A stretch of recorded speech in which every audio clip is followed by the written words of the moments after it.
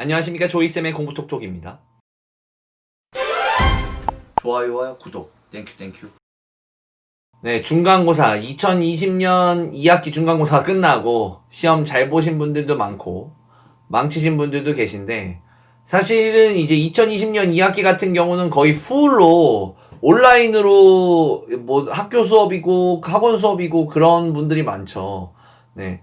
그래서 대부분 온라인 수업으로 했는데, 사실 이게 좀 문제가 있긴 한 것 같아요. 대부분의 학생들이 좀 어려워하는 것 같고, 온라인으로 학교 수업이든 학원 수업이든 나름대로 자기들은 열심히 했다고 생각하지만 결과가 좋지 않으신 분들이 굉장히 많은데, 제가 생각보다 좀 보시기보다는 좀 소심해가지고, 제가 잘 키워서 서울대, 연세대, 고려대 간 친구들보다 저랑 공부하다가 시험 성적 떨어져가지고 제가 태원서 쓴 친구들을 더 오래 기억하거든요. 자, 그래서 오늘의 조이쌤의 공부톡톡, 꼭 이런 애들이 영어 시험을 망치더라. 지금 시작합니다. 네, 오늘은 전적으로 저의 경험상 이런 친구들이 학교에서 보는 영어 내신을 망쳤다 하는 거를 말씀드리려고 하는 거고요. 첫 번째는 본문 대화문 안 해오는 친구입니다. 이 본문 대화문을 안 해오는 애가 있어요. 혹시 자기가 영어가 80점도 안 나온다라고 그런 친구들은 꼭 생각해 보시기 바랍니다. 이게 암기를 안 하고 어떻게 해보시려고 하는 분들이 많은데, 암기가 없으면 기본 점수는 없습니다. 기본 점수가 없고, 예전에 제가 가르쳤던 학생 중에 진짜 암기를 못하는 학생이 있었어요. 이제 역대급. 그래서 이 친구를 어떻게 암기를 시켜보려고 어머님이 저한테 과외를 부탁하셔서 따로 과외를 했거든요. 근데 범위를 줄여서도, 막 잘라서도, 해보고, 그것도 못하니까 빈칸으로 외워보자 그러면. 빈칸으로 해봤는데 그것도 안 되고, 그럼 내가 빈칸에 답을 줄게. 그 빈칸에 답만 외워봐봐. 했는데도 못 외우고, 선택형으로 내가 문제를 내볼게. 그것만 해봐. 그것도 못하고. 그래서 어떻게 해도 못 외우길래, 그러면은 암기가 없이 우리 문제를 많이 풀어서, 막 문제 푸는 거는 너가 잘 하니까 문제 풀어서 우리 열심히 이거 오답 노트 정리해가지고 하다 보면 너가 틀리는 문제가 있을 거 아니냐. 그 문제만 계속 정리하면서 우리 해보자 라고 했는데, 결국 한계가 있었습니다. 결국 이 친구가 원하는 결과는 안 나왔어요. 다른 과목 다 마찬가지입니다. 다 마찬가지예요. 암기에서 자유로운 과목은 없습니다. 심지어 수학조차도 암기력이 떨어지는 학생, 난 암기는 하나도 안 할 거다 라고 하면 그 똑같은 90점을 받기 위해서 들어가는 시간이 배가 됩니다. 그래서 암기에서 떨어져서 공부를 해보려는 시도를 하고 계시는 학생분들이나 혹은 부모님이 계시다면 얼른 마음을 고쳐먹으시길 바랍니다.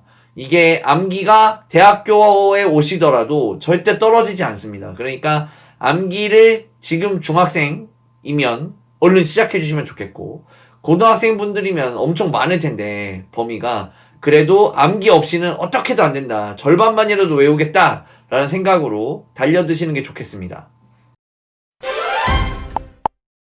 네, 두 번째는 사실 태도에 대한 건데요. 프린트, 학교 선생님이 주는 자료, 이런 거 못 챙겨오는 애입니다. 이런 애들 시험 필패입니다. 학교에서 주는 프린트, 부교재, 이런 거를 전혀 못 챙기는 애가 있어요. 이게 파일에 넣어와야 되는데, 파일은 고사하고 이게 선생님이 줬는지 안 줬는지를 막 몰라요. 그래서 막 가방 막 뒤져가지고 있네 없네 막 진짜 뭐 화석같이 막 나오는 경우도 있고, 그런 학생들이 있는데, 시험 범위에 항상 교과서뿐만이 아니라 프린트, 부교재 뭐 이런 부분이 있거든요. 그래서 이 부분이 항상 시험에 나오는 건데, 이 학생들은 시험 범위에 공부할 만한 재료가 없는 거죠. 만약에 프린트랑 자료를 못 챙겨오는 학생이 있다면, 실제 교과서만 가지고 문제를 난이도 있게 내는 데는 한계가 있습니다. 그래서 자료를 이렇게 프린트나 자료를 줘서 난이도를 조정하고 있거든요. 난이도를 올려야 되는 거죠. 그래서 학교에서 주는 프린트는 고득점에 필수적입니다. 이게 책이 없는데 이 친구들이 보통 어떻게 말을 하냐면, 선생님 제가 이거 틀렸거든요. 근데 이게 교과서에 없는데 선생님 냈어요. 억울해요. 막 이렇게 말을 하는 거예요. 심지어 고등학생 같은 경우는 내신의 모의고사 문제들을 연계해서 시험에 출제를 하게 되는데, 시험 직전까지 모의고사가 연계되었는지도 모르는 학생들도 있어요. 그러니까 학교에서 어떤 범위를 시험 범위 냈는데 그 자료를 못 챙기는 친구는 필패입니다. 세 번째는 학교 수업 안 듣는 애입니다. 이런 애도 시험을 잘 볼 수가 없죠. 학교 프린트도 잘 가져오고, 학원에서 암기도 열심히 하고, 학원에서 문제 막 이만큼 주는데 이것도 열심히 풀고, 당연히 100점을 기대하고 있겠죠, 이 친구는. 그런데 이 친구가 자꾸 몇 문제씩 틀리는 거예요. 꽤 많이? 90점이 간당간당하게? 그러면 시험을 망친 거죠. 이야기를 들어보면 학교 수업을 안 듣는 학생들이 있어요. 그러니까 교과서가 거의 새 건 거예요. 제가 해준 필기만 들어있고 학교 선생님이 해준 필기는 없어요. 이게 대부분의 경우는 교사를 싫어하거나 학교의 영어 선생님을, 그리고 교사를 깔보는 학생들이 꽤나 많습니다. 아, 선생님 뭘 알아, 이렇게 생각하시는 분들이 있는데 진짜 큰일 나는 일인데요. 학교 선생님들이 학교에서 수업 중에 교과서에 있는 문제나 뭐 본문을 살짝 수정해 주거나 이런 식으로 바꿔 쓸 수 있다라고 말하거나, 아니면 이제 프린트에 있는 문제를 막 풀면서 이 문제 이게 더 어렵다, 열심히 공부해야 되는데 이렇게 강조해 주기도 하고, 그런 면이 사실 어려운 문제로 변신해가지고 학교 시험지로 들어오게 되는 거예요. 이게 정말 무서운 건 뭐냐면, 틀린 학생들은 굉장히 억울해하겠죠. 아, 선생님 이거 교과서에도 없고 제가 그렇게 프린트도 달달달 외웠는데 프린트랑 교과서를 변형해서 냈어요. 이렇게 하면 일단 억울함, 그 다음에 우리 학교 선생님 못됐다 그러면서 출제자 선생님에 대한 불만이 커져요. 이렇게 되면 다시 수업을 또 안 듣습니다. 미우니까 선생님의 미움을 또 수업 안 듣는 걸로 푸는 거예요. 악순환의 고리가 만들어지는 거죠. 그래서 학교 선생님들을 존중하는 태도, 학생들의 입장에서는 학교 선생님들의 학업적 성취도나 학교 선생님의 수업을 존중하는 태도가 고득점에는 필수적입니다. 네 번째는 좀 성격적인 측면이 있습니다. 예, 성격적인, 이게 결함이라고 얘기하면 좀 과하긴 한데, 그래서 그런 친구들이 있어요. 못해도 괜찮은 친구, 태평한 친구, 좀 박애주의적이에요. 막 욕심이 없어요.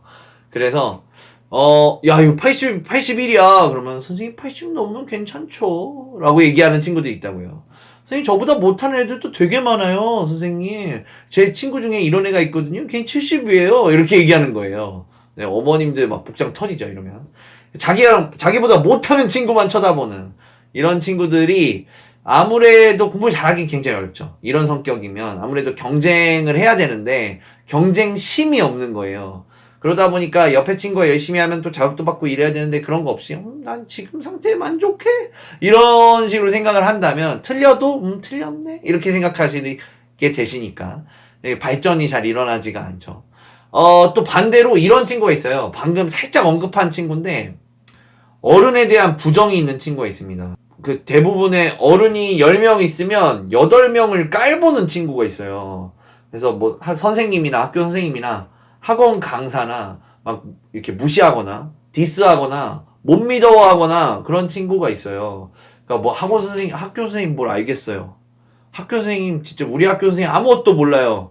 막 능력이 없어요. 영어 됐다 못해요. 막 이런 얘기를 한다고요. 근데 본인이 만약에 그렇게 생각하고 있다면 영어를 됐다 못하는 그 사람한테 배우고 싶을까요? 잘 안 배우고 싶죠. 그래서 이게 3번으로 연결돼요. 이 친구들이. 학교 수업을 잘 안 들어요. 그래서 학원에 오면 또 이 친구들이 학원을 보냈는데 학원 선생님도 학원 선생님 영어 진짜 못하는 것 같아. 막 이렇게 얘기하는 친구들이 있거든요. 그럼 진짜 배울 데가 없는 거죠. 이 친구들은. 이런 학생들이 참 공부하기 어렵죠.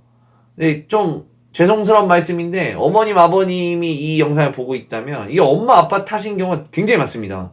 이게 어머님 아버님이 아이들 앞에서 주변에 자기보다 못난 어른들, 옆집 사람, 직장 동료, 직장 부장들을 험담하거나 깔보는 그런 표현들을 아이가 받아간 게 아닌가라는 생각이 들거든요.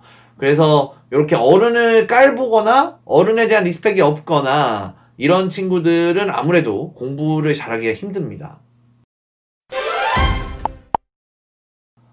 그리고 마지막으로 말씀드릴 게 너무 이제 대못 박는 건데 문법 못하는 애입니다. 이게 힘들어요. 네. 아니 결국은 문법이냐 막 이런 생각을 말씀하실 수도 있는데 맞습니다. 결국은 문법이에요.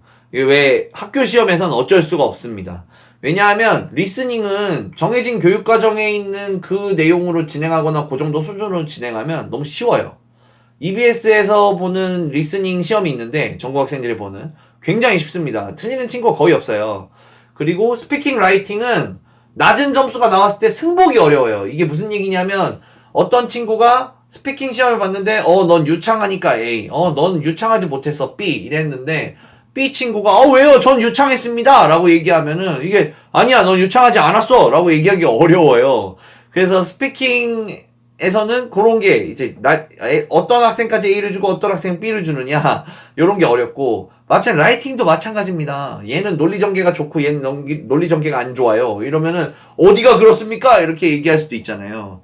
그래서 스피킹 라이팅은 대부분 수행평가로만 진행하고 대부분 이제 뭔가를 암기해서 쓰거나 이게 대부분 기본 점수 정도는 줄 수 있게 설계가 되는 거죠. 리딩은 전부 외워오잖아요. 그러니까 변별이 잘 안 돼요. 결국은 시험을 위해서 변별을 위해서 굉장히 학생들이 어렵게 느끼면서 정답과 오답이 확실하고 학생들이 틀렸을 때 승복할 만한 문제가 필요합니다. 요 세 개를 다 충족하는 게 문법이죠. 네. 그래서 저는 요게 수학이 요즘에 중요한 이유이기도 하다고 생각해요. 문법이 영어에선 수학이거든요. 그러니까 학생들의 승복 여부가 굉장히 중요한 거죠.